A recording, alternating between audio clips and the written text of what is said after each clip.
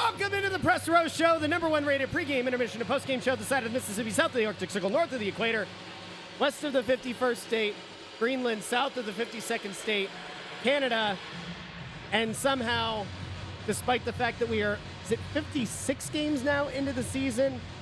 Intern Andrew is still adjusting cameras. So the camera's not straight on. You guys can see it at home. We can see it here. And who came up here? Intern Andrew's mom. Yeah. She's here. Deirdre's here. We need her to, put her son in a headlock. I don't know. What is going on over there? I don't know. Ones and twos? I don't know why you're blaming Intern Andrew. Because he set the camera up. I understand that. And so here's the thing. So he accidentally put... Also, it's not focused. He accidentally put your mic cord, right, into a different slot on the board. So we have 4 mic slots. Normally your mic's in mic 1, and he accidentally put yours in mic 3, right? We figured it out, because for a second we couldn't understand why it was wrong. Then we figured it out. I was like, okay, well, look, we're about to start, so you'll be mic 3. But no. You needed to have your mic in slot 1. I needed to be able to hear. You needed to be in slot 1 because just you're because I'm #1, baby. I'm the straw like that that. stirs the drink. You're like that. And it took us a few minutes to get started on the show, and we'd have poor Adam Kimmelman sitting here to my left. Thank God he's here. If there's a couples counselor watching, I can hand you out a couple of email addresses. You'll be well compensated, I'm sure. Nothing makes me quite as happy as seeing Adam Kimmelman at Flyers games. An absolute mensch of the cinch, and perhaps... I like that. That Perhaps. was good. That was good. Perhaps the best person to bring in as we try to make sense of what is happening, not just in Philadelphia, but from a league-wide perspective. Yeah. And how the league as a whole has reacted to what has gone down in Philadelphia of late, because for those fine folks who only exist here on the Press Row Show pregame, intermission, and postgame, the Flyers have made a trade since the last time we all got together, sending Morgan Frost and Joel Farabee out west to Calgary. Well, Calgary. Since What? we all got together. Oh, But you're correct. Well, yes, yeah. we were on air when it happened. The whole thing didn't go You through, weren't though, here. by postgame. I had Did most it? of the deal You have to by remember, then. I was dead. I had the flu. Yeah, you as woke did my poor children. You texted us. This is the best part about it. We get home, Adam. It's like almost midnight, and Russ goes, "I just woke up to this trade." As did the rest of us. I woke up in a cold sweat, as I imagine Morgan Frost and Joel Farabee did at that point. But Adam, the decision to send those two off very clearly signals that this team is not. I mean, despite the fact that Danny had previously said the players are going to decide, meaning if they're kind of gunning for that playoff spot, see where the chips fall where they may.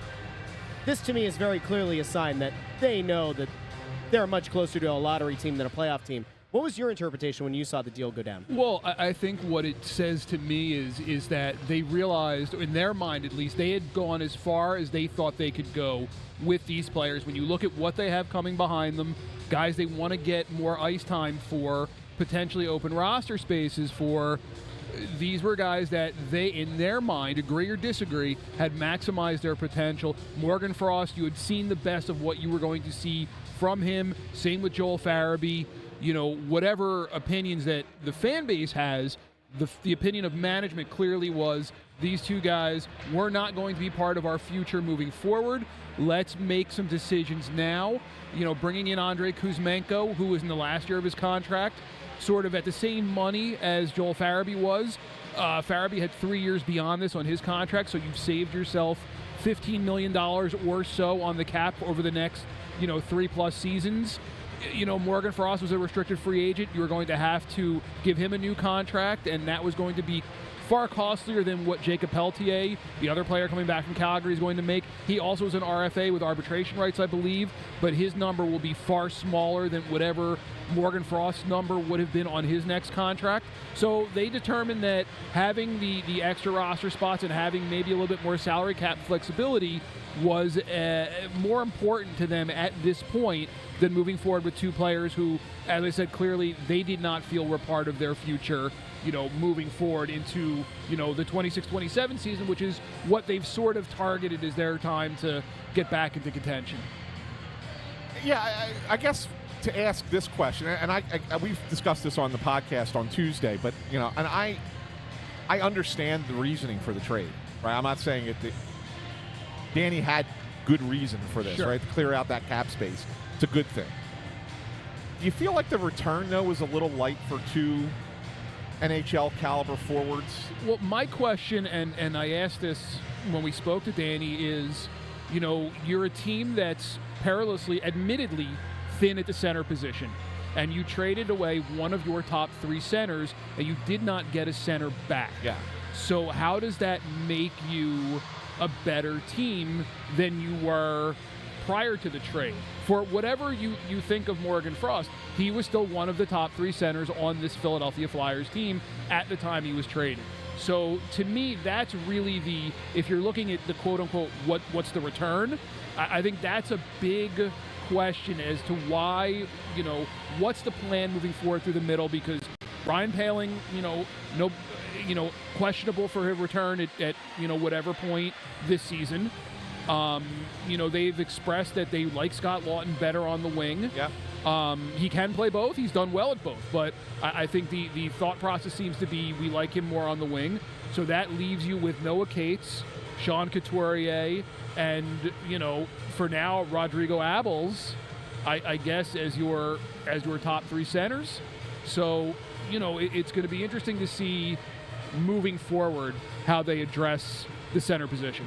And there is some time between now and March 7th that if they choose to do something else, there could be more to come. Right. So I guess it could be a supplemental thing. Like, okay, yeah, you didn't get the center back now, but maybe you get the center back in another trade. Right. I think everybody looks at this as, well, they've made their big trade deadline move, and I think you're only saying that because you saw a couple of other big trades happen, and maybe there was sort of a soft trade deadline here as we get close to 4 nations, but March 7th is really the time where you have to have all your business finalized, and that's still a few weeks away. Yeah, I'm glad we have you on, Adam, because I wanted to ask you about a name of a guy that I've not seen play, but I know that the Flyers are scouting pretty heavily, and it could relate to any number of players that could be on the Flyers team currently going elsewhere. But I'd heard that Toronto has some interest in some of the Flyers players. Obviously, they don't have a first-round pick to move, so they would have to move, if they're going to move draft picks, move further down.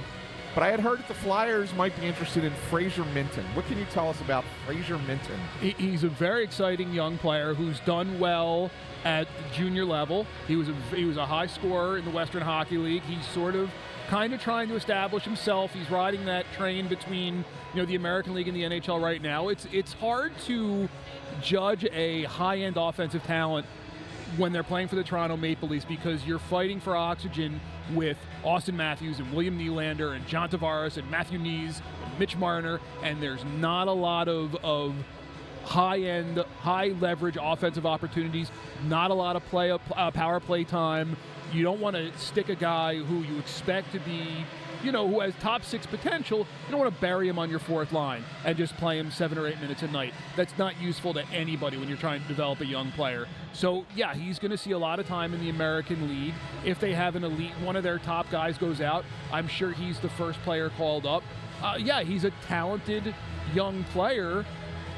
I don't know what his top-end potential is because we haven't really seen it at the NHL level, but he fits in with the age group of what they're trying to put together here in Philadelphia. Yeah. So he's only 20 years old. Right. From that standpoint, yes, he is a fit.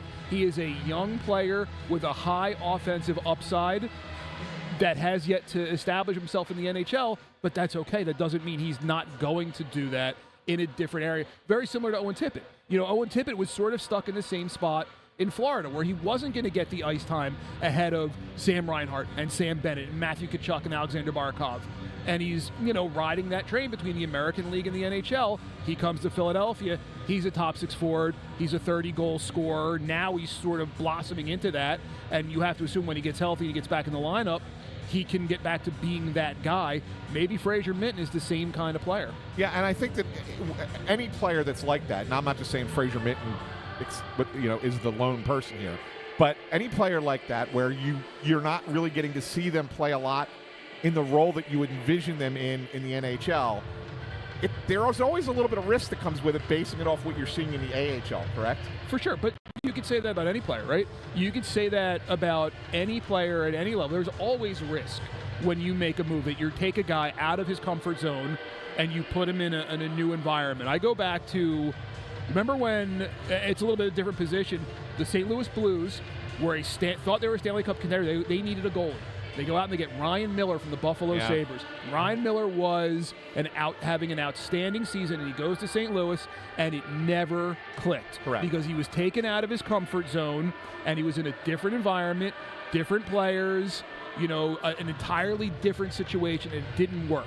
But that was a chance that they took. So any player, maybe it's a little bit different when it's a younger player who isn't as quite set in whoever he's going to be, whatever he's going to be. Maybe it's a different story, but there's always risk. There's always, you just jump and you hope you land. And that's what they would be doing if that's the path they chose to go down. And one of the things we're going to talk about kind of nonstop between now and March 7th is who might be leaving the Flyers. We've heard a lot of names. Obviously, Risto's hurt right now, but I understand it's not a serious injury. He's probably going to be back before the trade deadline, so if they wanted to move him, they could. Scott Laughton is a guy whose name has come up the last 2 trade deadlines. It's come up in the summer when they're talking about potential trades. Hasn't happened yet. He does have another year on his contract, right? So has a little bit of term left. Usually guys get moved at the deadline who are going to be unrestricted. What do you think Scott Laughton's value is at this point? I know he's not had the offensive production he's had in previous years, but as a veteran and a leader in a locker room, and be able to kill penalties and play either wing or center, playing anywhere in your lineup, there is value to him as well. But what do you think it is at this point in his career? Well, I think the versatility for sure is his big selling point. He can play anywhere in your lineup. He's shown he can be in an offensive role. He's shown he can be in a defensive role. He can kill penalties. On a top flight team, I don't know if he gets on the power play, but he can. He's good in the face-off circle. We've seen not as much this season with the power kill, as we like to call it last year, but he certainly has that breakaway ability that he's able to transition quickly and be a threat that way on the penalty kill. Plus, everyone knows the reputation of what kind of person Scott Laughton is, and that's as important, if not more important, when you're bringing in a guy. You're going to parachute a guy in for the last 20 games of the season, 25 games of the season. You want to make sure you're bringing in the right person as much as you want to make sure you're bringing in the right player. And if you're looking for A-plus human beings, you're not going to find a better one than Scott Laughton. This is the guy who, last year at the trade deadline when all this talk started, multiple teammates, independent of each other, went to Danny Briere and said, you cannot trade this guy. You cannot move him. He is too important to our culture, and I know we hear that term a lot when it comes to the Flyers and John Tortorella, but he's too important to what we're building here because of who he is as much as what kind of player he is. So knowing that, I think it changes the calculus a little bit as far as what teams would be willing to give up to get him, because independent of whatever he gives you on the ice, he is not going to be an issue in your room. He's going to make it a better place because of him. And do you think it's a little bit easier to move him this year with the team not really – they're technically still in contention, but last year they were in a playoff spot as they were approaching the trade deadline. This year you're behind 7 teams or 6 teams, dead. whatever. They're dead. Right, it makes it a little bit easier to not have to listen to those voices from the locker room and say, hey, we got to do what's right for the organization. Yes, I think yes, but then you do have to sort of weigh in the return a little bit, because what you subtract, and we saw it with, we heard Travis Sanheim after the trade that there were some really disappointed guys to see Frost and Farabee subtracted from that room. Now, that does speak to the culture of what they've built, but Scott Laughton had a big role in constructing that culture. Right. So now you've taken 2 key guys out. Now you're going to take maybe the biggest key out of that room. And if your goal is to, I hate to say this, but if your goal is to tank, then yes, maybe that's the move that you make. But if your goal is to continue building what you have and getting this group better and keeping them cohesive and keeping them, maybe they are behind too many teams to get for a playoff spot, but if they were going to go on a run, I think the psychic effect of taking Scott Laughton out of that room would sort of diminish the possibility of that even happening. So, there's a lot to consider. He isn't just your average bottom six center who we can subtract in for a 5th-round draft pick or whatever. There's a lot more in his case that goes into the equation. Do you have anything there, Russell, or? I mean, you can listen. I have other stuff I want to go to. Well, wait. I see that. Look, like you can line item this on a spreadsheet, right, and say he can give you this much. This is the player he is. This is what he is on the ice, and you're not wrong for saying that. But there's the human element to it is something that it's huge. We tend in his case, it's huge. Yeah, we tend to try to give a little bit more of the benefit of the doubt and try to kind of pull back the curtain a little bit and calculate for the human element as best we can. But ultimately, he's a bottom six forward. And ultimately, when this team is like ready to do whatever it is, try to build, try to win. Most of these guys that are on the roster, or a good chunk of them, won't be here. So at some point, you have to have that conversation. And I'm sure they've already had it, but like at some point, you do have to have that conversation when you say the culture is important. Investing and instilling that culture in the right players is important, but ultimately, you're putting a lot of effort into guys that won't be here. In the case of Laughton, I've been pretty consistent about this. If you don't have a good enough locker room right now to be able to have somebody to step up and fill that void, that's a culture problem. And if you don't have a guy that can go in and fill those bottom 6 minutes, you probably have a development problem as an organization. You should be able to create a guy who can give you bottom 6 minutes. The leadership element is huge, definitely. Facts don't care about your feelings. Like, at some point, the rest of that locker room is going to have to come together. They're going to have to figure it out because they will have more guys from this team either move on in free agency or get dealt in trades. At some point, it's going to happen. And I don't see a scenario, Laughton's a UFA in 2 years. I mean, I don't know. If you're a rebuilding team, if you're the Flyers and you hang on to him to that point, are you going to sign him to, like, a 5-year deal at that point? Like, I don't know, maybe. I guess it really depends on how much you value that locker room presence. I just don't know. To me, I'll take the part of your argument as they get to that point where they're bringing in more young players. Those young players have to learn from some veterans. Sure. You need to have those guys in the room. Having a Scott Laughton as a, whatever he gives you on the ice, to me at that point would be a bonus. And if he's your 4th-line center on a team or a 4th-line wing who plays 7 minutes a night and he kills penalties, having that guy in your room because of who he is and how he can bring those guys along, I think that's pretty important. I really do think it depends on the return, too. Well, if we're talking about, because for now, 18 months or so, the idea has been floated out there that he maybe could have fetched a first at some point in the last 18 months. Now, whether or not it's true, depends. Last year, Danny, after the deadline, said we're not going to take value for market value. We would only take above market value, which is kind of funny because, again, bottom 6 forward. Leader, yes, but bottom 6 forward. If they don't have a first-round pick on the table, like let's say the scenario that Ant's talking about, what's the kid's name? Minten. Frasier Minten, yeah. If it's a matter of, hey, that guy might have high upside, do you take that? It's not a lottery ticket, but it's certainly a little bit better than that, but it's not a certain thing. Do you take that in lieu of a first-round pick? From my vantage point, I say rebuild-wise, yeah. Like, you want to take as many shots as you can for a young guy, but if it's a 3rd or a 4th-round pick, then no, you don't. So you don't make here's a question, and it's a question for you, Russ, more than it is for Adam. Sure. But I think both of you can weigh in. If you find ways, if you're Danny Briere, and you find ways to get all these assets, and look, he's got 7 picks in the first 2 rounds already. You're probably going to get something if you trade Ristolainen. You're probably going to get something in those upper 2 rounds as well. At some point, do you sit there and go, we've been able to accrue a ton of these assets without taking that leader and that culture out of the locker room? Does that balance that a little bit for you, or do you feel like you just have to just get anything and everything for anybody that you can, and then hope that you hit on half of the assets that you have? The case that I think you could make right now for keeping Laughton beyond the leadership element is it's a $3 million cap hit. If he were making 5 or 6, to me, it'd be like an absolute no-brainer. But again, bottom 6 forward, he's not getting that.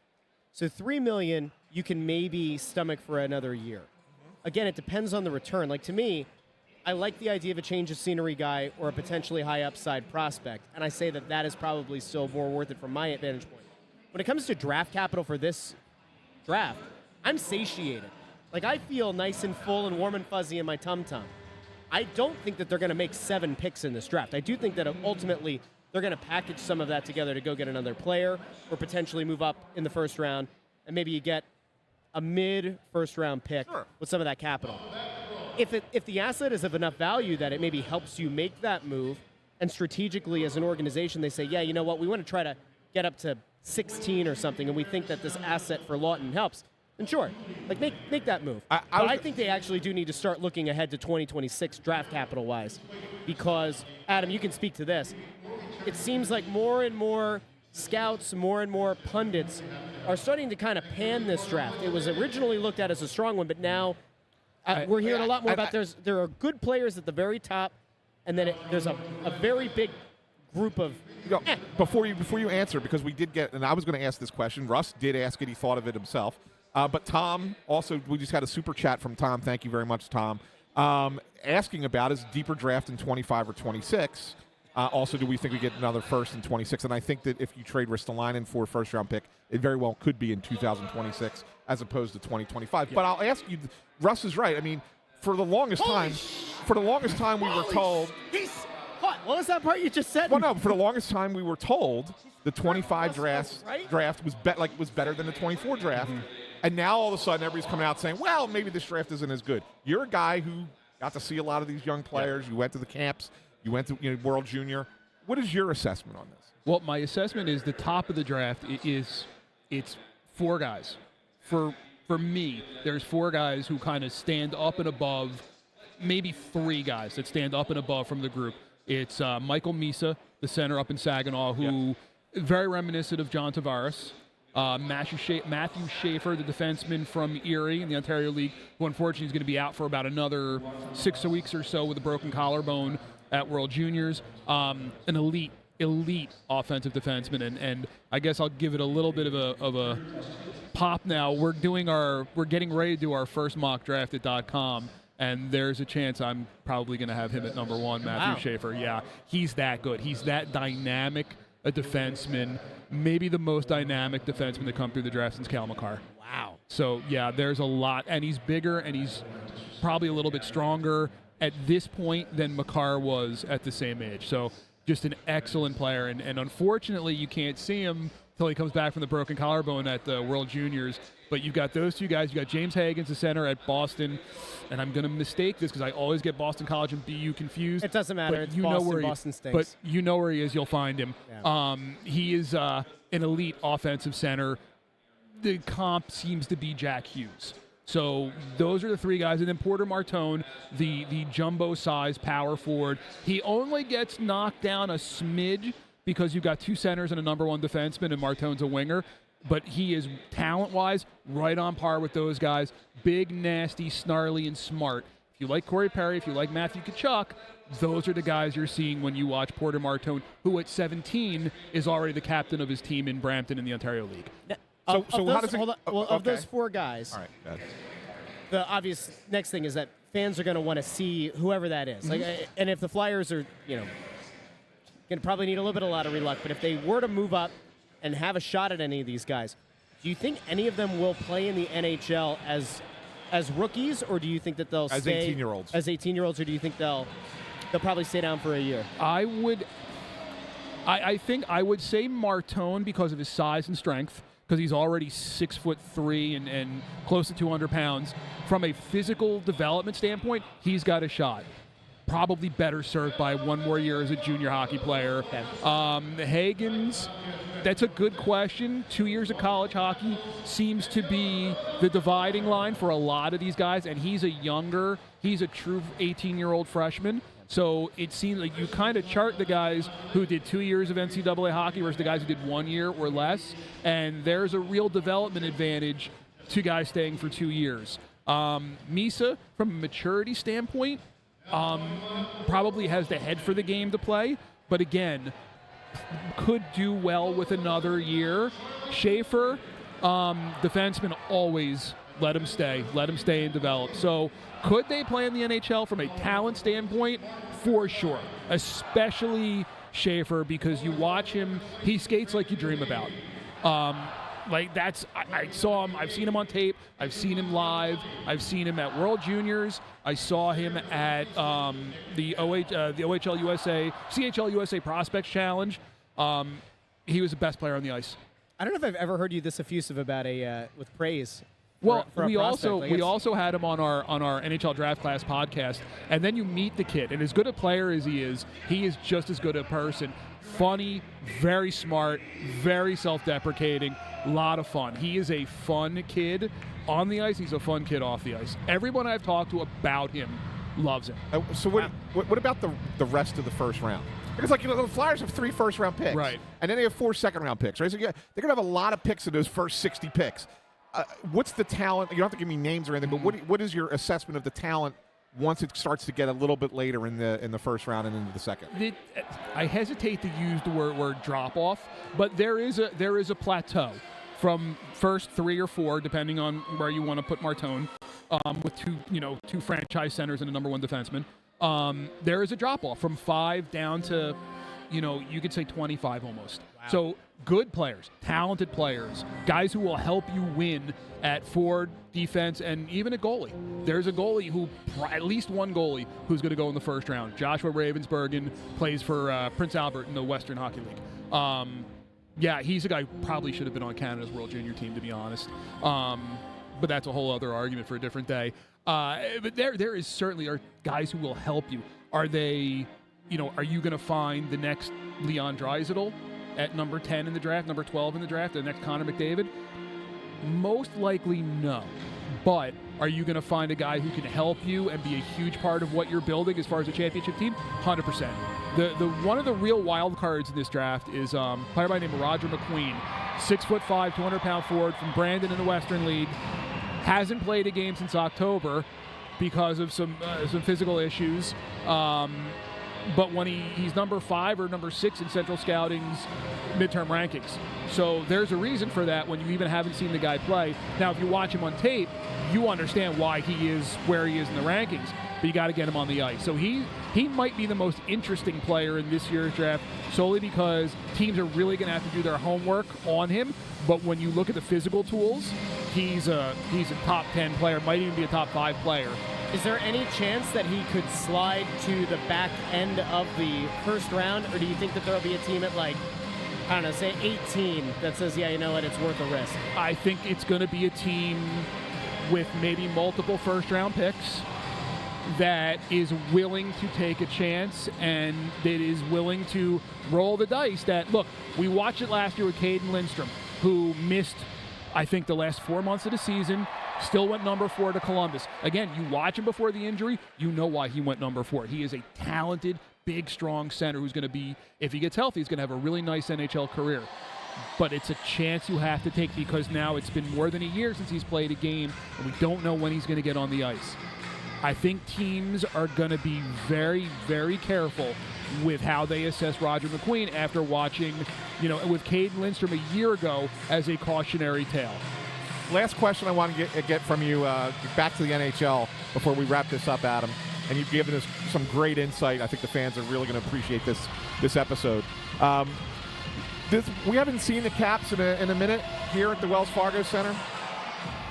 Are you as surprised as I am by just how good they've been this year? 100%. It's off the charts surprise. They turned over a third of their roster from last season.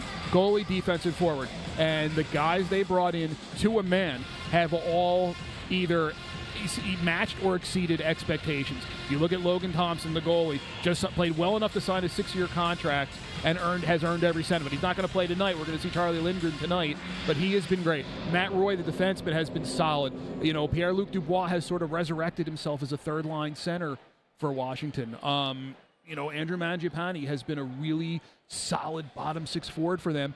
But what's also helped is Connor McMichael, their first-round pick from a couple of years ago, who took his time. He seems to be the poster boy for their development model in Washington, which has let a guy over-ripen in Hershey, the American League, where all they do is win Calder Cups. So the kid's played numerous deep AHL playoff runs, so he's got experience. minor leagues or not, championships are championships. So now he comes up to the NHL, and he's been a huge asset for them. Dylan Strome continues to grow and grow and grow in his game after being given up on by Arizona and Chicago, who didn't have the patience to wait for the number 3 pick in the draft to develop. Well, now 2 teams would love to have Dylan Strome. He's flying, shotgun with Alex Ovechkin as he goes for the Gretzky record. So, yeah, they've done a great job. And the coach, I think, has done a masterful job, Spencer Carberry. Yeah, in my mind, he's coach of the year. I think it's going to come down between him and if Columbus can hold on and stay in or close to a playoff spot, I think you look at the job Dean Evason's done there. Yeah. But absolutely, Spencer Carberry, he will be, I feel comfortable saying he will be a finalist for the Jack Adams. For sure. Do you think Ovi gets it this year? I hope so. As So do I. The hockey fan in me, yes, I hope so. Because it would be during a meaningful game. Correct. As opposed to October of next year. Yes, and it would allow us to fully, show off our coverage at NHL.com, which I'm gonna 100% in the bag for. Absolutely, Adam Kimmelman from NHL.com. What a great guest you were tonight, as always. I always feel like we learned something. But you were really gave the viewers a real lesson on the draft and stuff. So good stuff. Entertaining and educating. That's my goal. That's what you do all the time. What a guy! Yeah. What a stud! What a beaut! And what was your? How did you describe him? Mensch of the Cinch. Mensch of the Cinch. I'll take it. Put it on a T-shirt. Mensch. Adam Kimmelman, thank you very much for being on the show with us tonight. Thanks, guys. My pleasure. Good stuff from Adam. What a guy. Yeah, he's awesome. He's awesome. I mean, I always learn something when he's on. Now, we all know the bar on that is low with me, but still, the level of insight there on the prospects especially, too. Like, that's something that you typically have to, access behind a paywall, but not with Adam Kimmelman and not with NHL. No, and I love talking to him about the prospects because he goes and actually sees them. Yes. NHL.com sends him to those junior tournaments, those showcase tournaments, those workout camps for young players. Like, so he actually gets to see these kids at age 16, 17, 18 years old that we watch video, if that in some instances, and we get to see just the highlights. He's actually getting them watch them. Well, he talks to a lot of the people that work with these guys as well, which gives you the full picture. All right, we're almost out of time. Hey, Bundy. Hi, guys. Bundissimo, time for predictions this evening. Would you like to get us started? Flyers are in a tough spot, I feel, tonight. I'm going to go 5-2 Capitals. Yeah, I was close to that. I have 5. I actually think the Flyers are going to score only because you're getting Charlie Lindgren in net as opposed to Logan Thompson. So I'm going to go 5-3, but I think the Caps win at 5-3. I'm going to go a little bit lower scoring. I'm going to take the Capitals to win 4-1. Okay. At the risk of sounding like I'm just copying you, I also had 5-3 Capitals in my head. I hate that I'm doing it. This is 2 games in a row we've done this. We actually got the score right in Utah, but we both picked the Flyers. We both the wrong team. I know Kyle Adams. I didn't actually see your score. I just threw out 5-2 Caps. Flyers need, they got a couple guys still not here from that trade. I mean, I don't know how much difference that would make in terms of playing the Capitals, but they're still unmanned tonight. Listen, the Flyers have booked more flights for Peltier and Kuzmenko than they've scored in their last 4 games. Yeah. And on that bombshell, it's time for us to end pregame. We'll be back first intermission, second intermission, and postgame here on the Snow the Goalie channel on the Press Row Show. Like the video, share the video, and subscribe. And we will talk to each and every one of you at first intermission.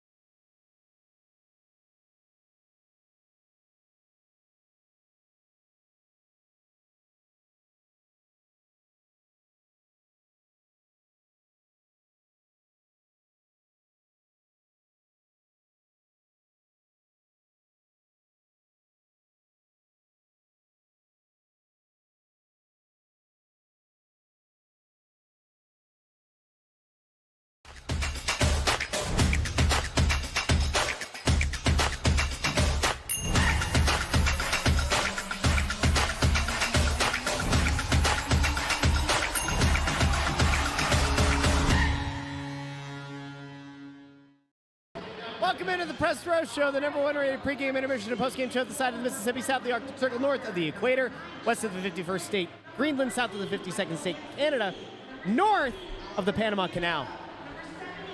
I'm Russ, that's Ant, and Bundy. I can't hear anything. Intern Andrew's on the ones and twos. All right, there you go, the Russ. tech issues continue on this show. I got it They now. just keep going. North of the Gulf of America. The Gulf of America. Is it officially the Gulf of America? There was a he put out a Bundy, if you believe it in your heart, it will come true. We're gonna go on this side. Yeah. All right, we have some guests coming on, Russ. But before Russ, you want to? Yeah, we'll break down the period. We'll break down the first period here, after we do the guests because All right, they're right here.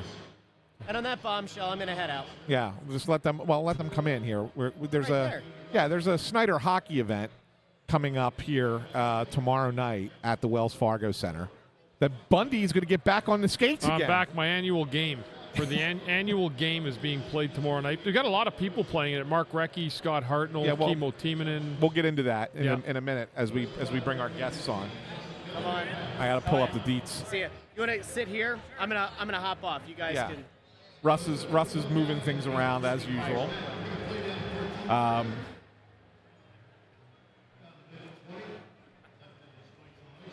All right, gentlemen. Hello. How you doing? Great. How are you? Doing awesome. Good to see you guys. Thanks for coming on and joining us. Put the headsets on, Yeah, guys. put the headsets on so we can hear. So you can hear us. There we go. Joining Bundy and I now on the program, our Snyder hockey board member Ryan LeMay, and from CrowdStrike, Bert. Am I pronouncing it right? Saying Podbear? Podbear, yeah, that's Podbear? it. Podbear, yeah. All right, I got make sure I'm getting it right. Whatever. Not podcast, it's Podbear. Podbear. Close. You guys are the co-captains and the co-sponsors of this event. Third annual Snyder game that you guys are doing here tomorrow night at the Wells Fargo Center, 6:15 puck drop, I think, or at least the festivities begin at 6:15, right? Bernie's doing the puck drop, from what I understand. Yep. A lot of former Flyers playing, some other NHL alums. What does this game mean for you guys, for Snyder hockey, for what you guys are bringing in here to into the building? You know, this is such an amazing event. The charity is an amazing charity. You're taking kids inner city Philadelphia, giving them an education, and letting them to play hockey, right? And it's just one of those things that, this town really gravitates to things like that. Right, and we're so proud to be part of it. We're so proud to help raise money. And if I'm a money guy, I can honestly say we're going to raise over $1.2 million. Get out of it, because $1.2 million. The press release said 500,000, so you've more than doubled that. That's right, Ryan. Yeah, we were at 900, and we were about 980,000 last year. We had 1.2 million. That's fantastic. That's amazing. That's fantastic. And so, just how does that fundraising effort work? Like, what do you guys? How does that really kind of? What does it take? I mean, we're talking about numbers that are just astronomical to the everyday person. But to think that you raise $1.2 million, I mean, what goes into that? Look, it's all about getting the message out. It's great people like Sean Henry, and he was able to come and enjoys hockey, but wants to do more for the game and do more for the kids. Yeah. Right? And this is part of it. And you find wonderful people who are engaged, who want to make a difference, and they're ready to open their checkbooks for a great cause. That's awesome. That's amazing, yeah. Really That's good. awesome. So do you guys play, or you just sitting on the bench? We're playing. We're playing. Oh, good. Yeah. So I'm Canadian, dude, so like I'm Canadian. Where'd you grow up in Canada? I grew up in Montreal, the Belle Province. The Belle Province, yeah. Yes. Yeah, Bundy's an Ottawa kid, right? Ottawa kid. Yeah. Yeah. Look, both great towns, great hockey towns. Yep. Good hockey towns. Good hockey towns. I was a Montreal Canadiens fan growing up. That was just the way it was. It's either Toronto or Montreal, and we were closer to Montreal, so I took the Habs. Took the Habs. Look, you did well with that, right? They had a great run. Late 70s was, that was my era. Yeah, 1976, I think probably one of the greatest hockey teams of all time. Probably. Probably. Yeah. That's awesome. And you guys got a lot of former Flyers to come back and play in this event. Have you guys figured out how you're splitting up the teams? Is that a thing? Yeah, we have. Oh, all right, so how did that happen? Was it did you guys have like a little draft? What did you guys do? No, I put the roster together. Did you find me a spot yet? He loaded it to his side. So who's Bundy playing with? Who's on Bundy's team? Bundy's on Team CrowdStrike. Team CrowdStrike. Okay. You got to love that. One of our corporate sponsors, Perks Company. And the pros on Team CrowdStrike are Bundy. We've got Eric Bergdorfer, who can really skate, by the way. Yeah. Yeah, beautiful skater. Who's that? Eric Bergdorfer played for the Sabres Yeah. and is like 32 years old. Yeah. Okay. Can really play. Yeah. Eric Nystrom, Yep. Stefan Matteau, Yep. Matteau. Mato. Yes. Pierre Turgeon. Oh. Hall of Famer. You know, Pierre Turgeon was a teammate of mine In Dallas? in Dallas. Dallas. Yeah. Wow. Yeah. He's for a cup of coffee. I was in Dallas for 8 games, but I love Pierre Turgeon as a teammate, and I'm looking forward to seeing him tomorrow. He can Yeah. still play too. by I'm the sure way. he can. Oh, no. because he's- Yeah, it's like, why is he still not playing in the NHL? right. Yeah, yeah, Like, yeah, that yeah. guy is unbelievable. He was actually so good last year that Markow was pretty annoyed. Yeah. That's great. That's great. Who else is on that we roster? got Greg Squires, and Craig Ninehouse, and Riley Cote. Oh, all right. Okay. Good. All right, Bundy. You got a Well, good I got shafted away from my Flyers guys, but now you can take advantage of that. You know all their weaknesses. yeah, I'm not. Yeah, I got bumped off the Flyers alumni roster. That's what it sure appears like to me. So Hey, I'm taking you, dude. I want you with me. I got you. A Canadian, a Habs Well, I fan. have Riley too, right? You were- So I got you were- Riley. Admittedly, you were a late addition to the crew. I have to say. I was late edition. That's yeah. awesome. By the awesome. way, Riley is all in. Yeah, Riley, he's another guy who's one of the best men's league players you'll ever see. Yeah. Oh, by the way, he's OG. He was Yeah, on the he's- initial roster, a few years ago. Yeah. We've done this 3 times, and Riley's done all 3. That's awesome. Good That's stuff, awesome. guys. And then on Team Snyder, Yeah. done a lot of Flyer recruiting. We got Kimo Timonen, Yeah. Mark Howe, Yeah. Todd Fedoruk, Okay. Johnny Leclerc, Scott Hartnell, Yeah. Patrick Sharp, Sharpie. and Mark Recchi. Sharpie's in great. Dude, that seems like a Sharpie's in loaded great- squad. I'm Sharpie's just in great saying shape. that Sharpie's in seems like great a shape. loaded squad. When they played the alumni game, the anniversary game, was that last year or 2 years ago? Yeah. Sharpie like was skating circles around everybody.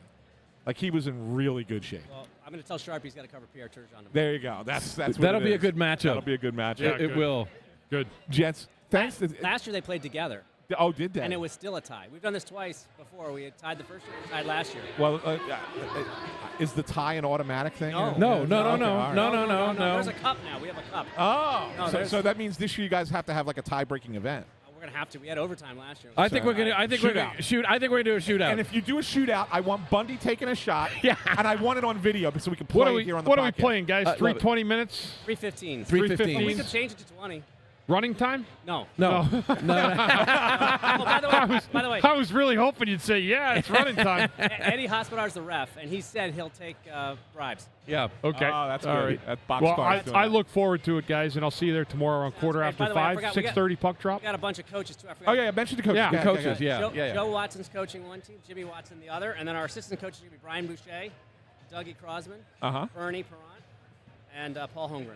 That's awesome. That's awesome. Quite the crew. Yes, that's going to be a loud bench with Joe and Jimmy running the teams. They're hilarious, by the way. They're hilarious. They're absolutely unbelievable. Yeah, they're good guys. Tremendous guys. Great guys. Well, gents, thanks for stopping guys. by. Hope Thanks it's for having us. hope it's a great event. And just from me to you, just incredible job. Thank you. Yeah, guys, well $1.2 million well done. is unbelievable. I know you guys are going to be presenting a portion of that in the check tomorrow. Yep. Yeah, that's great. That's awesome. Couldn't do it without the pros. Yeah. That's all, just good stuff. Good stuff. Thank you both. Thank you, Guys, thank very you, much. fellas. We'll see you tomorrow. See Look you forward tomorrow. to it. Let's get Me them. too. Crowd strike. Let's get them. I Team love Crowd it. Strike, buddy. Team Crowd Yeah. Strike. I love that. What colors are Crowd Strike, by the way? It's red and white.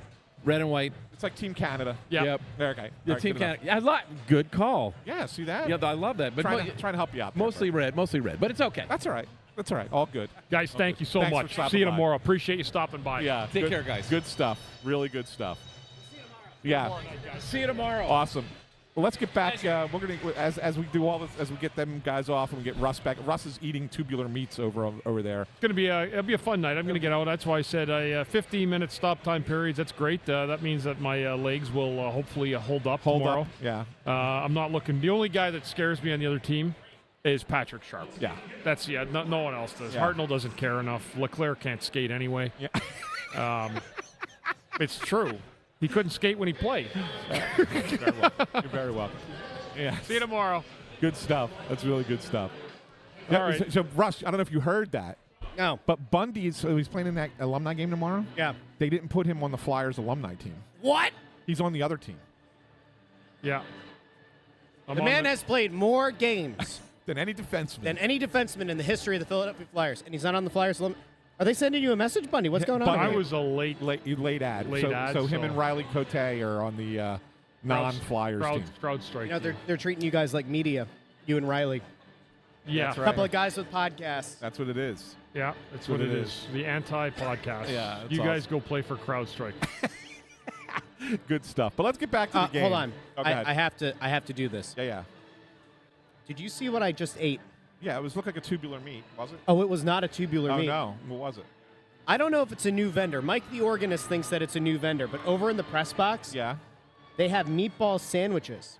Really? And they're not like crappy meatballs. They're not quite your Nona's meatballs. Yeah. They're certainly not what Maria or Nancy would put together. Right. But they're pretty darn good meatballs. And I looked at my app, about the calories, Yeah. and I had eaten 840 calories today. And I said, you know what? I think I'm going to go eat a little bit in the press box. I mean, That's good. Good I'll for tell you what. Russell. Kudos to the Flyers PR team this year. The Stepped food up their offerings, game. cookies every game. This might be why Russ added some weight. Thank God for the flu. I lost 6 pounds. I think you know who was I should get partially the flu more responsible for that. often. I believe is Allie Samuelson, Allie's a saint. Shell's daughter. I had a good day today, too. You want to know what I did today? What'd you do? You had a good poop? I cut an extra hole in my belt. Get out. Yes. Did you use a screwdriver? Did you I use... used a steak knife. hole? I just took the end of the steak knife, just kept turning it till the hole went through. But I got an extra inch on my belt buckle because I've been losing weight. My daughter's getting married, I said, in June. I don't want to look like a fat Golumpy sitting on the altar there, like waiting with her. So I don't look that bad, but I want to trim down. But anyway, I thought that was a pretty pretty big moment for me today. It was a You big- said you that's a good added an inch. To some people, that's a lot. Thank you. All right, real quick, we have to rush through some things here, Yeah, Russell. sorry about we have that, like we have 5 minutes left in the intermission. Sure. We got to get to Intern Andrew's stat. We got to talk about the period. 1-1 after one. It was kind of a little bit of a feel them out period for much of the period. A lot of whistles. Yeah, a lot of whistles. I actually thought that the one line that really stood out, obviously, Mishkov gets the goal, but Couturier's line. I thought Coots and Mishkov and I guess it was Richard that was on the other wing with them, really looked good at pretty much every time they went out there. Yeah, they did. And Mishkov got behind the defense 3 times. He ended up scoring once, but he could have easily had 3 goals in that period. He was Yeah. on the doorstep for each and every one of them. Finally scored on the 3rd chance. He was cherry picking, but that's okay. Well, so the play, I don't know if a lot of people saw it, but Sanheim turns the puck Turned it over, in his own zone, but then makes a nice play to get it back. Like he blocked a shot attempt, brought it back, and finds Mishkov cherry picking on the breakaway. So, credit Sanheim for he makes a mistake, but he rectifies it by getting the pass out to Mishkov. But then coming the other way, it was off of, I believe, an Emil Andre turnover in the neutral zone, and then the Caps just had a great play that leads to an Ovechkin goal. It was really Gorgeous play. Feathered the puck back out front. And Ovechkin, who, well, you want to talk about somebody who's out there cherry picking. Yeah. He'd be the king of it. But you know what? He slid in late.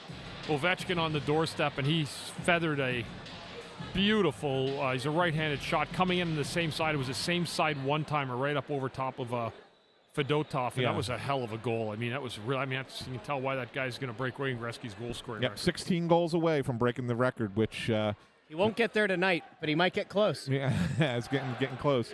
Oh, there's the Eagles chant. There it is. You asked for it. There it is. Got it out of the way during intermission. Oh, no, that's the second one of the night, I think. All right, well, we got to go to Intern Andrew for his stat of the night. If you want to pull him up there, Russell. Hello, everybody. Did your guys, your headphones start working again? And it's okay right now. okay. Go ahead. I gotta do like a technological overhaul during All the right. second period. 'Cause You there's do a lot it, going kid. wrong. Okay, so how about this? Yeah. Alex Ovechkin the other day scored his 25th goal of this season, his 19th season of having 25 goals or more. That's second all-time in the NHL. The only player that's done it 20 times is Gordie Howe. Yeah. With that goal that just happened in the first period, Yeah. he's now on a 4-game goal streak. That's the 34th 4-game goal streak of his career. He's now tied with Lemieux for most all-time in NHL history. The only other guy that's gotten at least 30 is Gretzky. And the last piece of information, this information was given, I found it before the goal, but coming into tonight when he was only 17 goals away from breaking Gretzky's record, he's now 16.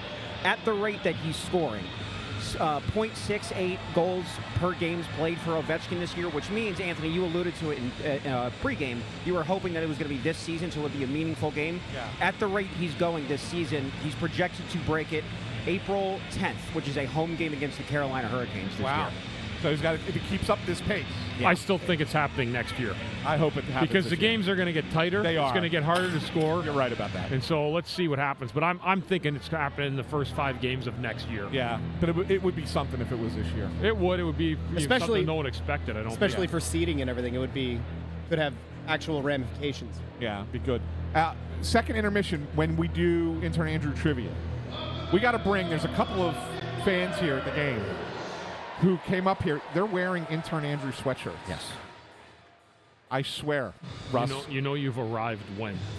And we got to bring them on camera during second intermission so that we see. Is it time for us to create Intern Andrew shirts on shop.snowthegoalie.com? Think people would buy them? I don't know. These people probably would. If it was designed the right Become way. quite a popular commodity. Yeah, He has. yeah. He's made himself a useful idiot. We almost got to pull the prospect Just patch kidding. off him. You Just just have get- to. I just want to see a pair of glasses with like a bunch of cords like flying around Yeah. all over the place. That seems like a shot. I didn't know. I was here early. I didn't know the Flyers drafted Forsberg. Yeah, there you go. I How do about now. that? Yeah, good stuff. All right, well, we got 55 seconds here, Russell. Get us into the break. Ladies and gentlemen, thank you for joining us here on the Press Row Show. Don't forget, we are here for also second intermission and postgame on the Snow the Goalie YouTube channel as well as X and Facebook. You can subscribe to the show, Snow the Goalie, wherever you get your podcasts, Apple Podcasts, Spotify, Pandora, Amazon Music. Wherever you get those podcasts, do us a favor. Like the video, share the video, and subscribe. It helps us out a lot. And if you feel so inclined at any point during the show, you can send over a super chat. We'll bring it up first things first. And if not, it's totally fine. If you don't like the episode today, you can always request a refund. Oh, that's right. This is a free show. Anything else? KDub1323 suggested Andrew's face with Forsberg, who underneath? I like that. And then, That's not fair. I knew who he was. and then Greg Mack says he'd buy one. It doesn't matter. All right. There is no doubt. Greg Mack would absolutely buy an Intern Andrew. I never didn't know who Peter It Greg doesn't Mack matter. would buy Intern Andrew boxers. Whatever. Whatever. That's actually what we need to do. We need to put the Intern Andrew design on different garments of clothing There and you figure go. out just Puck how drop. weird the intern enthusiasts are. All right, right. we'll be back. Second intermission.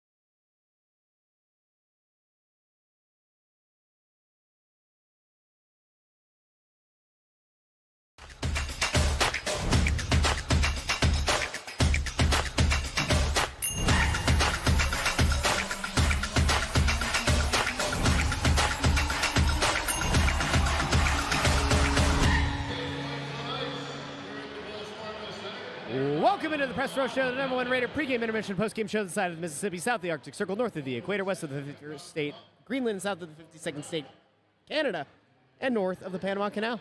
That's right. I'm Russ. Bundy's here. Intern Andrew on the ones and twos. Donde está Anthony? Anthony was here. Anthony was here. He will be back. Anthony is on a digging mission right now. Fact-finding, one might say. A fact-finding mission, perhaps with some Flyers management. So we'll see if we can get an update on that. If not, we'll at least have the information, whatever Anthony's getting, and we'll pass it on if we can. Are we prepared to announce that the Flyers have made yet another trade? No.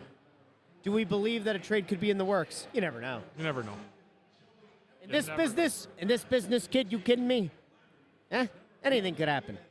Good period by the Flyers. It was. That was actually one of their more entertaining periods they played of late, and I thought they really took it to Washington. Washington got that second goal to take a 2-1 lead, and the Flyers really pushed the gas after that. And, they have the 3-2 lead now heading into the third. Mishkov with 2 goals. He's had a sensational game tonight. Really good. He's been all over the place. He has been everywhere. And 2 goals on the night. The second best player on the ice tonight has been Rodrigo Abels.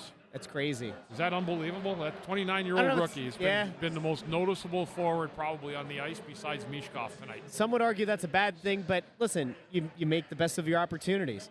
Mishkov, that second goal, that pass. Yeah, it's beautiful. Fantastic. Beautiful Incredible pass. stuff. It was great. Yeah, that's the kind of beautiful passing play you like to see, and what a great finish. What a great set of eyes by Abels to find Mishkov at the side of the net right there. I mean, that's tic-tac-toe, perfect passing that you find, and the Flyers really have a third period to really shine here again and try to take one off the top team in the league right now, certainly in the Eastern Conference. In case you missed it, there are 2 guests in the building right now. Both Andrei Kuzmenko and Jacob Peltier have found their way to Wells Fargo Center. They were in the midst of a very long conversation during that period in the GM's box. Kuzmenko pretty much on the hip of Jones. Mm-hmm. Peltier with Briere. A nice warm welcome to town. I don't think they showed them on the scoreboard to the crowd in attendance, but there have been some fans in attendance tweeting out some pictures and some video as well of those guys up in the press box. But, Bundy, when a team acquires a couple of guys, their plan, I think they came in through Newark, is what the report was prior to the game. How important is it for an organization at that point to have those guys come into the building, get to experience a game day as their real first experience and chat with management? Like, how important is that? Absolutely. Great that they got here so they don't get shocked on Saturday night when they're thrust into the lineup against Pittsburgh. They have an idea what the building's like. They'll get an opportunity to meet their new teammates after the game tonight. They'll go down, if they're not already down in the locker room, probably wait till after to introduce themselves while the game's still taking place. But, no, I mean, I think it's a good thing, and it took them a little while to get here. It's usually a visa issue is what comes to mind when guys take more than 3 or 4 or 5 days to get to their new team. So I'm sure that was a visa issue, but they're here now. There were a couple of canceled flights as well. There was a canceled flight today, but they're here. They were in the president and the GM's box and getting introduced with some of the management and maybe some of the other Flyer people that help out with the team, guys like John LeClaire and Patrick Sharp. So, but again, they weren't even, actually I was talking to them, they weren't even aware they were in town yet. So they're getting here and just getting acclimated, and I do think it's a great thing to be prepared for Saturday night against Pittsburgh, getting to look at the building and your surroundings rather than coming in on game day. And it's certainly a nice thing. I mean, listen, I don't think there's anybody right now who's trying to sell themselves on the idea of either of these guys being the savior of the franchise. I think that, oddly enough for these guys, they get to come in here with little to no expectations. I mean, even on the most positive note, I guess you could have, is Kuzmenko's had a really great season one time in Vancouver, right, where he had the 39 goals. 39, yeah. But nobody expects him coming in here to put that kind of production up. So these guys get to kind of come into the lineup when the expectations have been set low for the team.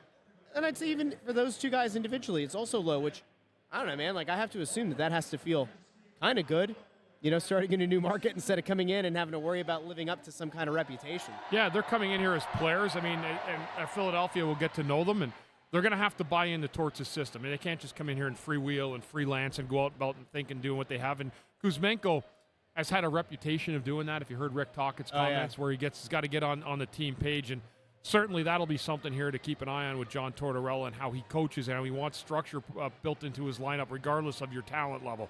So I think that'll be something to factor in. But he's also a guy, Kuzmenko, gets very hot also when he gets to a new team. So we'll see if that can propel the Flyers into something. Who knows? I mean, they're two new guys. It's taken a little bit to get here, but they will certainly fill holes that are in the Flyers lineup, even though you may not have noticed them tonight. How big do you think it is for the Flyers that Mishkov has 2 goals in this game, has been all over the place? I mean, it felt like for a good long while there, not that he was disinterested or unengaged in the game, but it did look like maybe he had hit that fatigue wall that some rookie players, especially those who haven't played this many games, aren't used to the travel element of it in the National Hockey League. He looks like a much better player and a more energized player tonight. He does. He's been He's had a lot of jump. He's moving around the ice well. He's getting behind defenders. I mean, some of that is also a little bit of cherry picking, but that's part of his game. When he's able to slide behind guys. If there's a broken play in the D zone, you can jump behind defensemen and try to get that breakaway.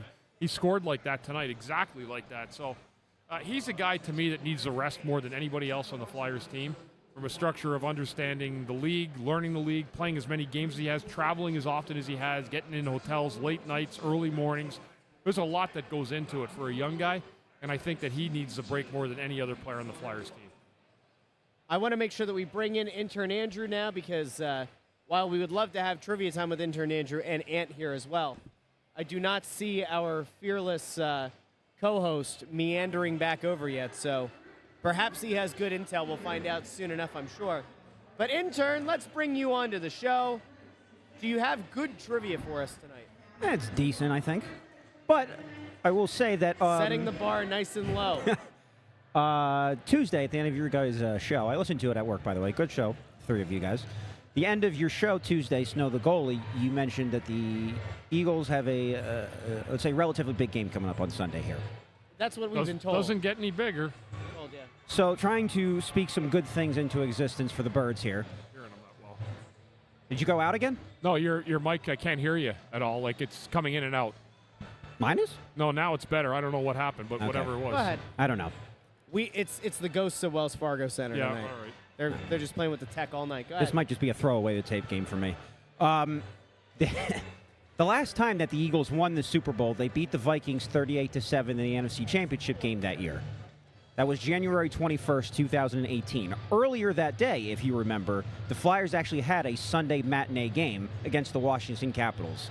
Ovechkin scored the game-tying goal, I think, in the second period, 1-1 going into overtime. Who was the Flyer that had the overtime winner that game?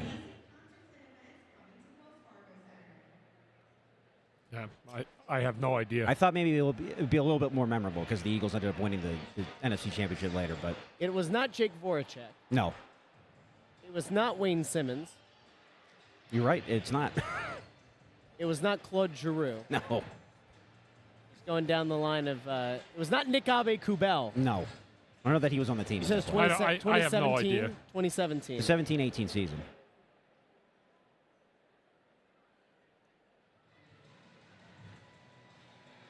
It was not Herman Rubtsov. No. Were you on TV still at that point? 17-18? I can't. I really, honestly, I can't hear you. He said 2017, 2018. 2017-2018 season.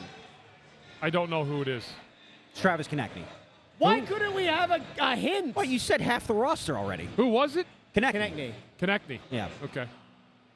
I don't know why you can hear me though. I'm just going to listen to you. I don't hear you that well either. Something went off, so I'm going to go without my headphones. I don't know what's going on, but it's a mess. Intern, there, now it's better again. Whatever you just touched, it's better again. So usually when I touch things get better. That's what I've been told. Many people have told me. They say, "What a great job." A Midas touch, if you will. Everything I touch turns to gold. Anything else you want to enlighten us about with your trivia tonight? Do you have a second question ready to go? I know that one was a little bit lame. Do you know? I don't know. Rodrigo Abels is only the third Latvian-born player this season to score a goal. Do you know the other two? Do you know the other two? I have it somewhere. Yeah. Okay, hold on. Latvian players. What do you know about Latvia? not much. That's not where Latkes are from. Latvian-born players. I mean, you could ask me to guess the Latvian-born players in the league. I wouldn't be able to even to do that, let alone name the There's goal scorer. only 2 others that have scored. Give us the teams. I have no idea. I have no idea who these guys even are. It's not helpful, intern. Why don't you give us their names and we'll try to guess the team? That's actually a better that's a idea. good idea. Teddy Yeah. Bluger Oh, Teddy. Okay, continue. and Uvis Balinskis. Uvis Balinskis plays for Edmonton. Okay. I don't know the I other don't actually guy. think that's true. Who does, Was I right? Who does Teddy Bluger? Bruger? Was I right about Uvis Balinskis playing for Edmonton? Do you actually know that, or are you just guessing? No, I was guessing, Ah. and then you made it sound like I was right. No, I have no idea. For God's sake. The intern, look at this, a mini stick, look at this. No. Oh, look at that. Oh, it's the beer stick. Oh, man, he's going for it. It's Come here, bring it over. Let me get a picture of that. Holy shamoly. He just chugged the beer stick. This man just chugged an entire beer stick in front of the Snow the Goalie set. For that, he gets a roaring round of applause. Roaring round of applause. I got a good job, my friend. That's next level stuff. Go Birds! That's. He's doing a shimmy. You see We got the an guy just Eagles, an E. I just chugged the beer out of a stick. You can't hear? Oh, right, forgot. Yeah, there we go. Yeah, welcome back. Thanks. Well done. Appreciate it. Well done. The guy chugged an entire beer stick That was awesome. and then started. What? Oh, For Max Delente. the Pardon My Take producer. Oh, yeah. Okay. Good enough. I love it. Doing it for Maxie. Thanks, brother. How was about good. that? All right. Bundy remembers those days. Uvis Balinskis plays for the Panthers, and Hit Teddy that- Bluger plays for the. Hit that wire again there. Yeah, I'm trying to get on camera. I mean, I know I'm kind of off to the side, but That it's any because of better? Andrew. Any I better, can't Bundy? hear. I can't hear Welcome to my anything. world. Thanks. hear anything? Well, Russ keeps touching the wire, so every I time he was trying touches to it, help Bundy because Bundy's gotten messed up. You know. it's all right. It's all good. All right, intern, we're gonna get rid of you. We love you. Bye. Okay. Did we do trivia? Yeah, you Yeah, missed it. we already did. Did you bring on the fans? No, with you the, want to bring him over now? the intern Andrew sweatshirts? I guess go get them too. Yeah. Go get them. Hey, Ant, you skipped out on 15 minutes of the intermission show. I didn't miss anything. You better have come back here for something. I got nothing for you right now. We'll What talk. the We'll talk hell? off the air. Come on back here. This is awesome. You guys The got Flyers. to slide in. Come here. What in the world? Check this out. What are we Come seeing? on in more. Come on in more. All right, Andrew, what do we got going on? Tell us what we got going on here, Beth. Sorry. Yeah. I can't get in. There you go. Intern Andrew. There you're in. All right, Andrew, take us through this. Why are these folks wearing intern Andrew sweatshirts? Why are they wearing those sweatshirts?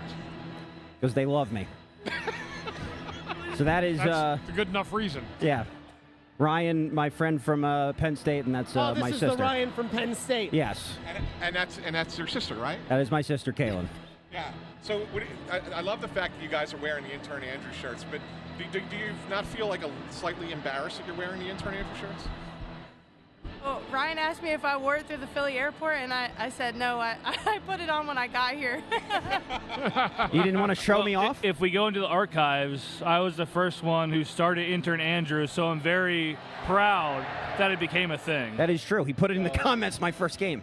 So we were there we go. we were thinking about getting a T-shirt made to put in shop.snowtheggoalie.com. Bundy?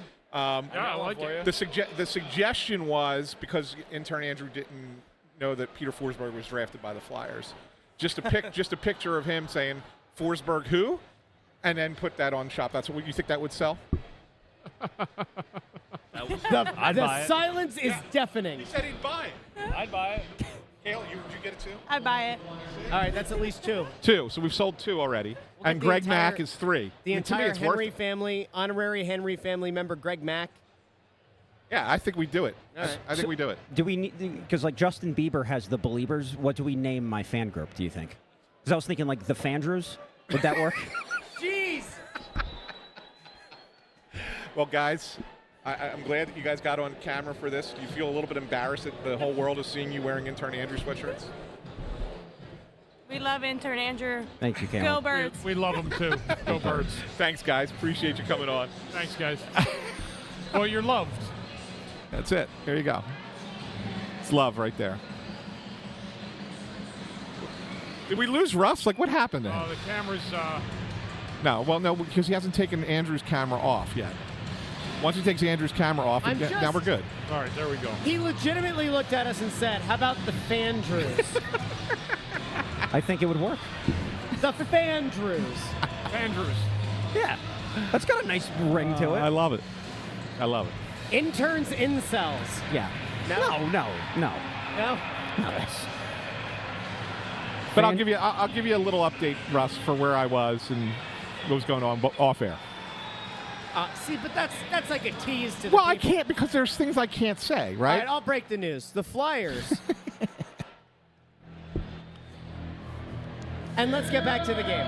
Yeah. You lagged out there for a second. Yeah. All right, we have a good hockey game. We going do. on. And now, Bundy, I usually ask you what the Flyers have to do well in the first 5 minutes of the third period.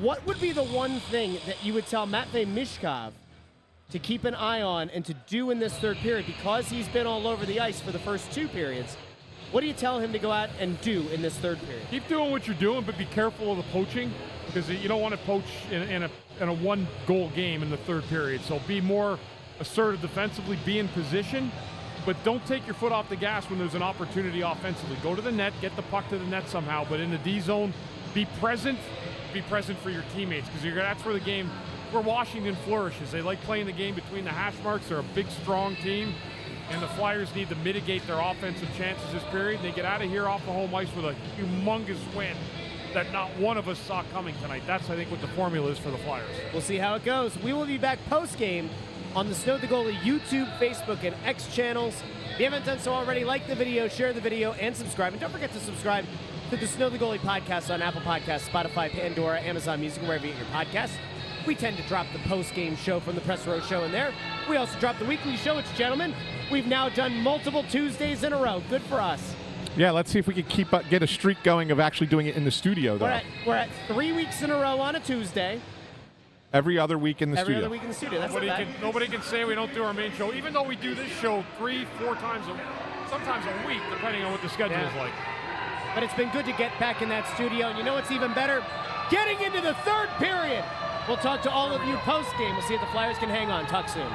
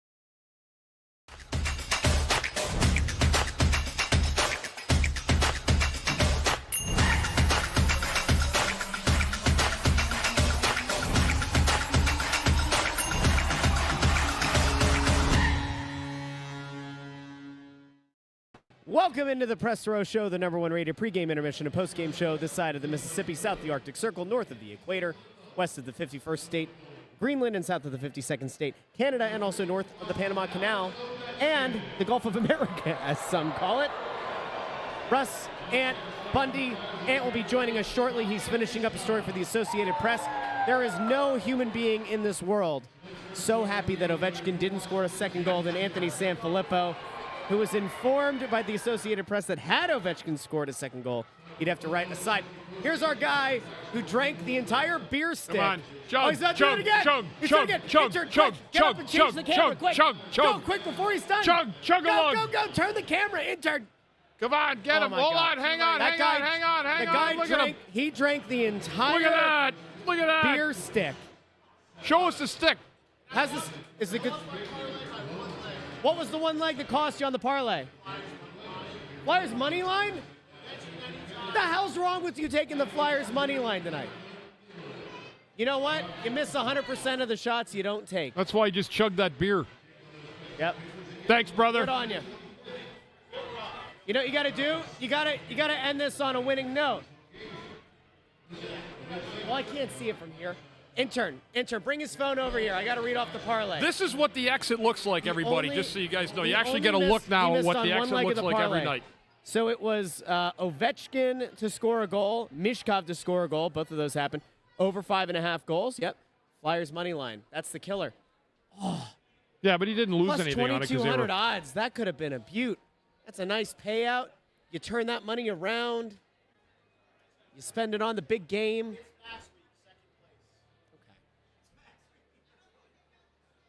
There he goes. He's got a nice Kelly Green Eagles hoodie on. That man, he's going to have himself a good weekend. Eagles by double digits, as we've been saying now. Well, I've been saying. Many people are saying. Double digits by the Eagles, huh? 38-27. I said it on Tuesday. Oh, okay. I I might said actually- 30-23. I might even double down on it. I might even go a little bit harder on the Eagles side. Jalen Carter, by the way, had missed a couple of practices with illness. Apparently was a full participant today. Oh, good. The flu ain't stopping Jalen Carter. No. You just that's a big man, big arms. That's a lot of IVs. Get that man fluids. That's what I say. Anyway, you know who's going to need fluids after tonight's game, Bundy? Matvei Mishkov.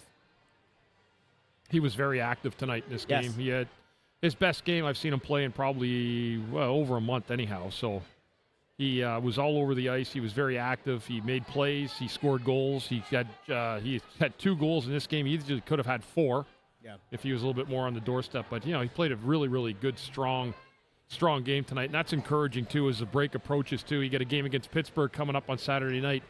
And I think that'll be, as we said, I don't think any player on the Flyers will benefit from the break more than Matvei Mishkov.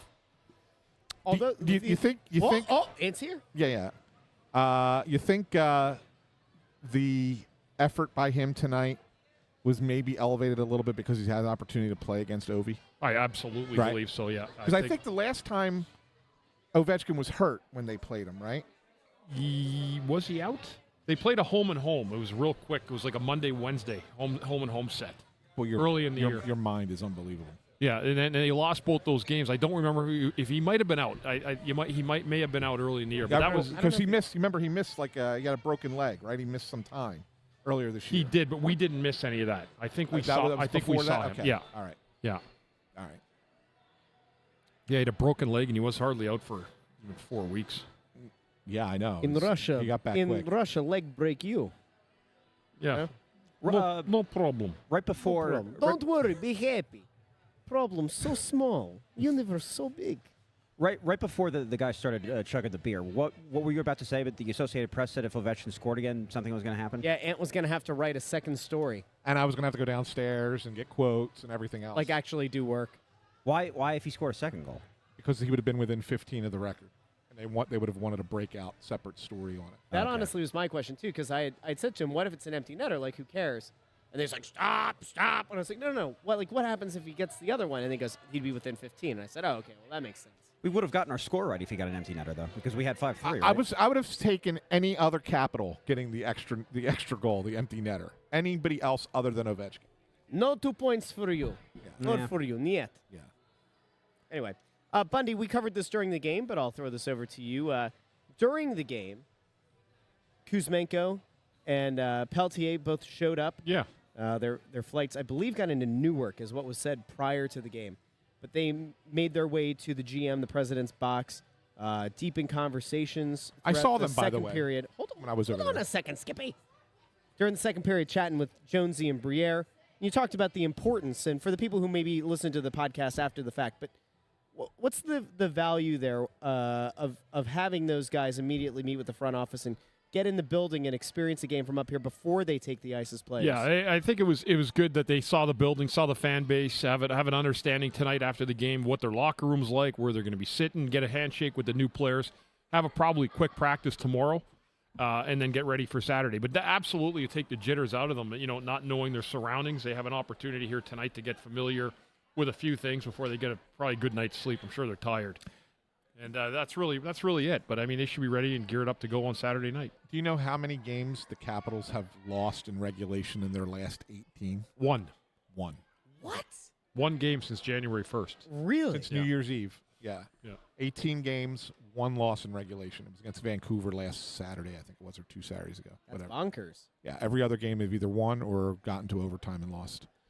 I don't think there's any doubt at all that their head coach, Spencer Carberry, will be the Jack Adams Award winner. We talked about this. That would be my vote, too. Easily. Adam said that there's a chance that if Columbus makes the playoffs, that Dean Evison deserves consideration. Because of what they've gone through as an organization and everything.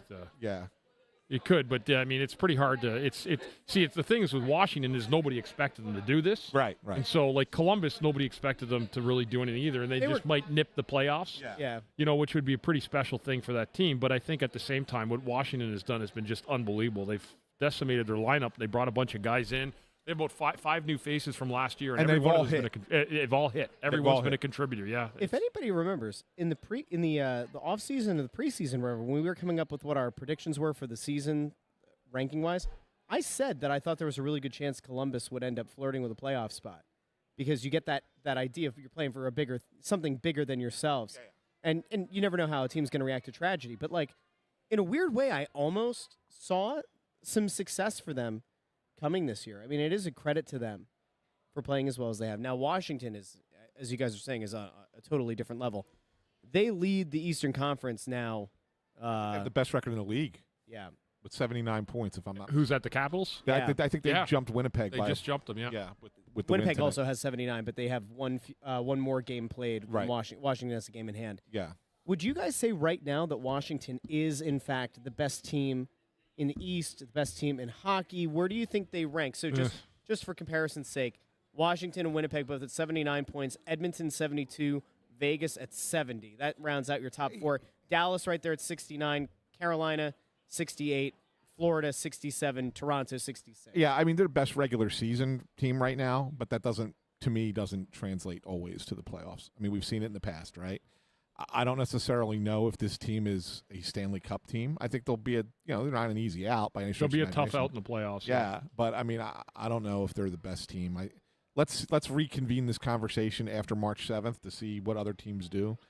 I mean, Carolina put big addition with Rantanen, right? Changes that team a little bit. I still think if Toronto gets one or two pieces, they could be a very, very dangerous team with Chief as the coach there. Yep.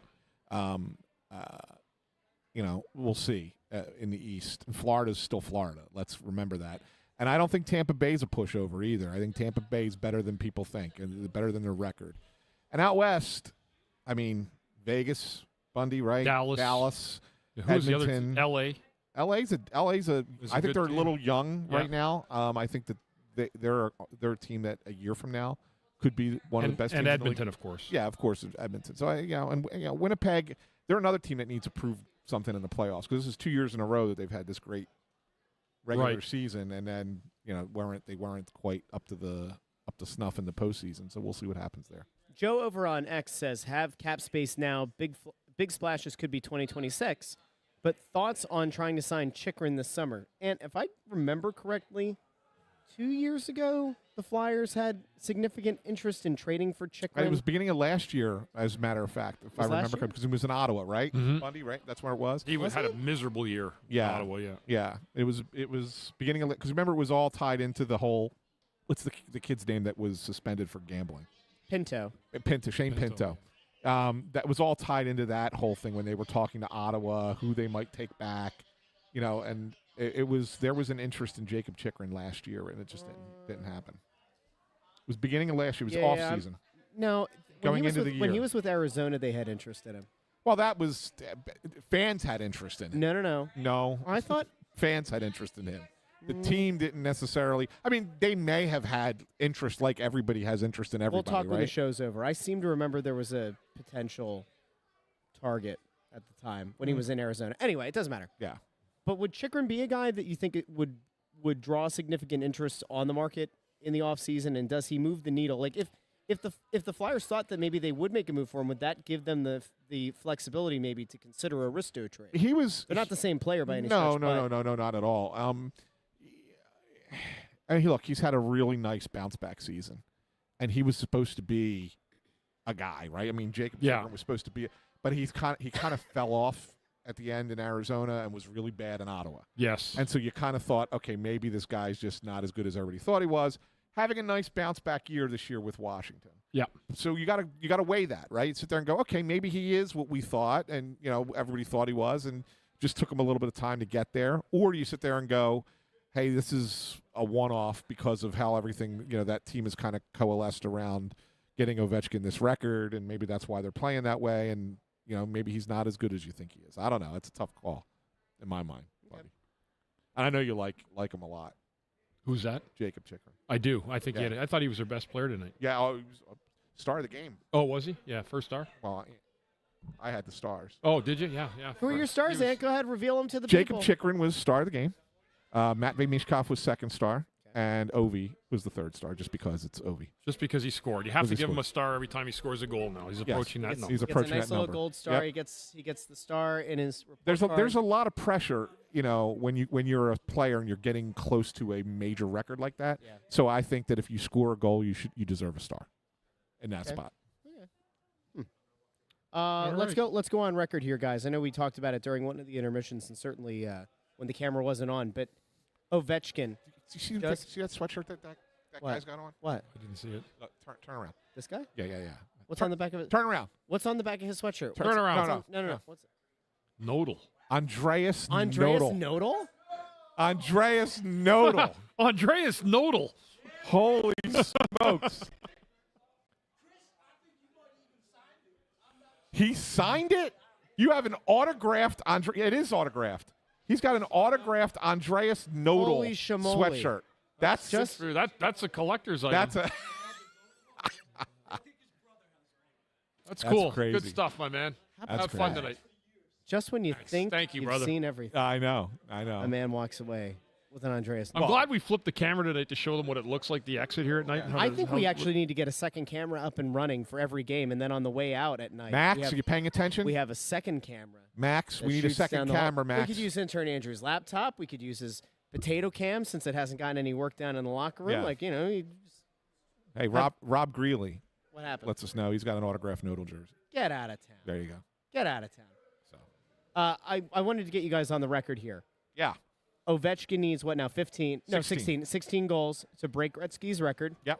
He has 26 games. Yeah. 26 games remaining to do it. Does he break it this season, or does he break it next season? I think next year. I do. Look, if you're answering this question with your head, Bundy's right. It's next season, beginning of next season. But there's something that I think that's a little bit magical about chasing a record like this and doing it the way he's done it, and this team has done it this year, and they're going to be pushing for the best record in the league. I think he gets it in that final couple games of the season. I think he actually gets it this year, and it's a big celebration in the sport. And that'd be great. It'd be great for hockey. Yeah. It'd be great for hockey. I tend to agree, and I think it would be really cool for him to do it in the midst of this run where they have the best record in hockey, or maybe they're still still competing for the top record in the Eastern Conference. It'd be really cool for it to happen in that kind of context rather than 2 games into next year. Like it would feel special, but also kind of not. And just so you know, yes, they finished the season. Who's they, pronoun boy? The Washington Capitals on the road in Pittsburgh. That would be appropriate. He's going to break it against Sidney Crosby. Right? Wouldn't that be appropriate if that Yeah. happened? If it was the Gonna last game of the season in Punch Pittsburgh? Sidney Crosby's face in. Yeah. Was it? This was. Do they have the Flyers one more time? Yeah, March 20th in Washington. How many games? Between now and then, No. How many games would be left in the season for them when they play the Flyers? March 20th. 1, 2, 3, 4, 5, 6, 7, 8, 9, Oh, that's 10, right. 11, There's 12, still 13, April. 14. Yeah.